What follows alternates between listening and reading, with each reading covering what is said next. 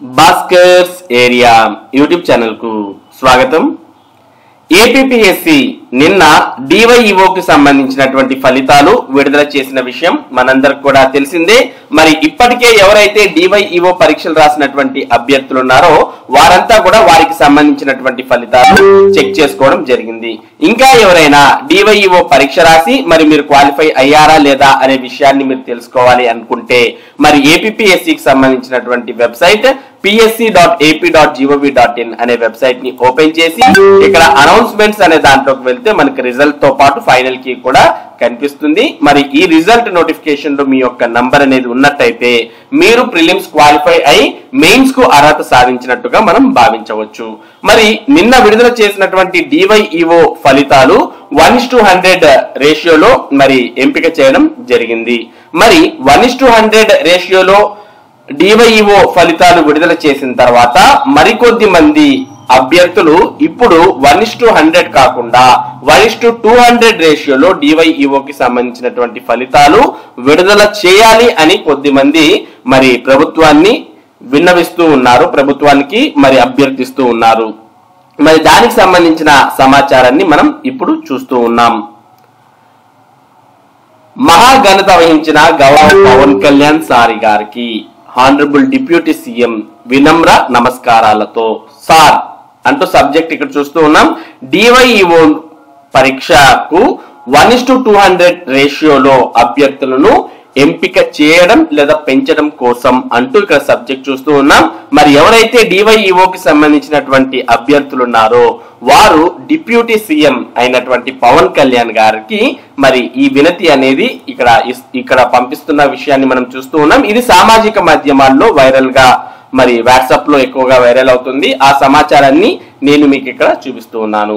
ఉపాధ్యాయులు మరియు నిరుద్యోగులు 17 సంవత్సరాలుగా ఎదురు చూసిన క్షణం 38 పోస్టులు గల డివైఈఓ నోటిఫికేషన్. కానీ నోటిఫికేషన్ విడుదల అయినప్పటి నుంచి ఎంత కష్టం అనుభవించామో ఆ భగవంతునికే తెలుసు. జనవరి నెలలో స్పెషల్ క్లాసులు, 10th క్లాస్ స్పాట్, తర్వాత మిగతా క్లాసుల పేపర్ వాల్యుయేషన్, మార్క్స్ పోస్టింగ్, వీటన్నిటి మధ్య డివైఈఓ ఎగ్జామ్ పూర్తి చేశాం. కానీ ఎన్నో సమస్యల సుడిగుండంలో పడిపోయాం. సార్, కర్ణుడి చావుకి 1,00,000 కారణాలు అన్నట్టు మేము పరీక్షలో వెనకబడడానికి అనేక కారణాలున్నాయి.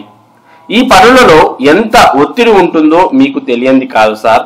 వానర సేన సహాయంతో సముద్రం మీద వారధి నిర్మించే బృహత్కర కార్యక్రమంలో సముద్రపు ఒడ్డున నివసించే ఉడత రామకార్య సాధనలో తాను కూడా భాగమైనట్టు కూటమి యొక్క విజయ దరహాసంలో మా పాత్ర కూడా అంతే సార్. సార్, మీ మీద ఎంతో నమ్మకంతో ఉండి అడుగుతున్నాం సార్. మా తరపున డివైఈఓ ఎగ్జామ్స్, మెయిన్స్ ఎగ్జామ్స్ కు రేషియో ఏదైతే ఉందో దాన్ని మరింత పెంచే విధంగా మా కోసం గవర్నమెంట్ తో మాట్లాడి మాకు న్యాయం చేయాలని మిమ్మల్ని సవినయంగా ప్రార్థించుచున్నాము సార్. ధన్యవాదాలతో మీ విధేయులు డివైఈఓ ఉద్యోగార్థులు అంటూ ఇక్కడ మనం చూస్తూ ఉన్నాం. అంటే డివైఈఓ మెయిన్స్ ఎగ్జామ్ కి ప్రస్తుతం 1:100 రేషియోలో అభ్యర్థులను ఎంపిక చేయడం జరిగింది.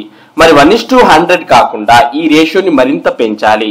ఒకవేళ అది 1:200 అయితే చాలా మందికి మరి మెయిన్స్ రాసే అవకాశం వస్తుంది. మరి మెయిన్స్ లో వారు సరైన విధంగా ప్రిపేర్ అయి ఉద్యోగం సాధించే అవకాశాలు ఉంటాయి అని ఇక్కడ మరి చాలా మంది కోరడాన్ని ఇక్కడ మనం చూస్తూ ఉన్నాం. మరి ఎందుకు వారు ప్రిలిమ్స్ క్లియర్ చేయలేకపోయారు అనే దానికి సంబంధించిన కారణాలు కూడా ఇవ్వడం జరిగింది. ఎక్కువగా డివైఈఓ ఉద్యోగాలకు మరి ఉపాధ్యాయులే ఎక్కువగా అప్లై చేసి ఉంటారు. వారితో పాటు కొద్దిమంది నిరుద్యోగులు కూడా అప్లై చేసినప్పటికీ మరి ఎక్కువ శాతం ఉపాధ్యాయ వర్గానికి సంబంధించిన వారే దరఖాస్తు చేశారు. మరి వారు చదువుకోవడానికి మరి స్పెషల్ క్లాసెస్, తర్వాత పేపర్ కరెక్షన్స్, ఇటువంటివి, మరోపక్క ఎన్నికలు, ఇలాంటివన్నీ కలిపి వచ్చినప్పుడే మరి డివైఈఓకు సంబంధించినటువంటి పరీక్షలు నిర్వహించారు. మరి ఆ కారణంగా వారు సరిగ్గా పరీక్షలు రాయనటువంటి కారణంగానే కొద్దిమంది ఉపాధ్యాయులు ప్రిలిమ్స్ క్లియర్ చేయలేకపోయారు. కాబట్టి మరి 1:100 కాకుండా 1:200 రేషియోలో డివైఈఓ అభ్యర్థుల్ని ఎంపిక చేస్తే వారందరికీ అవకాశం ఇచ్చినట్టు అవుతుంది అని ఇక్కడ డివైఈఓ ఉద్యోగార్థులు మరి డిప్యూటీ సీఎం పవన్ కళ్యాణ్ ను అడుగుతూ ఉన్నారు. ఇక నిన్న వచ్చినటువంటి ఫలితాల్లో 38 పోస్టులకు 1:100 అన్నప్పుడు 3,800 మందిని సెలెక్ట్ చేయాలి కదా, ఎందుకు 3,957 మందిని సెలెక్ట్ చేశారు అనే అనుమానం చాలా మందికి వస్తూ ఉంది. దానికి సంబంధించిన సమాచారం కూడా మనం ఇక్కడ చూస్తూ ఉన్నాం. ఇది ఒక క్లారిటీ. మాకు ఉన్న సమాచారం ప్రకారం సెలెక్షన్ ప్రాసెస్ లో 1వ ర్యాంకు నుండి 3800 ర్యాంకు వరకు ముందుగా సెలెక్ట్ చేస్తారు. ఈ ర్యాంక్స్ ప్రకారం ఎవరైనా కేటగిరీలో తక్కువ అభ్యర్థులుంటే ఆ రిజర్వేషన్ లో మాత్రమే అదనంగా తీసుకుంటారు. అందువల్ల 3957 మందిని సెలెక్ట్ చేశారు.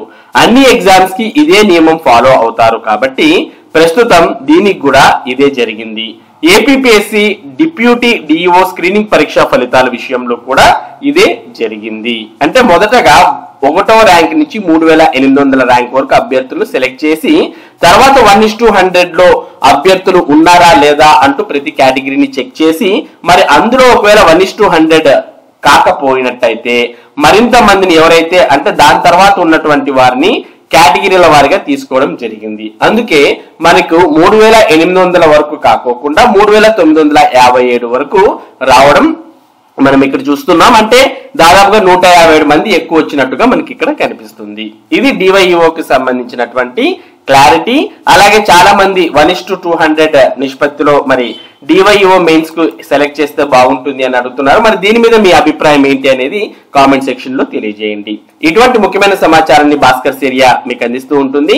మరి ఈ సమాచారం మీరు మిస్ కాకుండా పొందడానికి మన భాస్కర్స్ ఏరియా యూట్యూబ్ ఛానల్ కు సబ్స్క్రైబ్ అవ్వండి. Thank you for watching this video.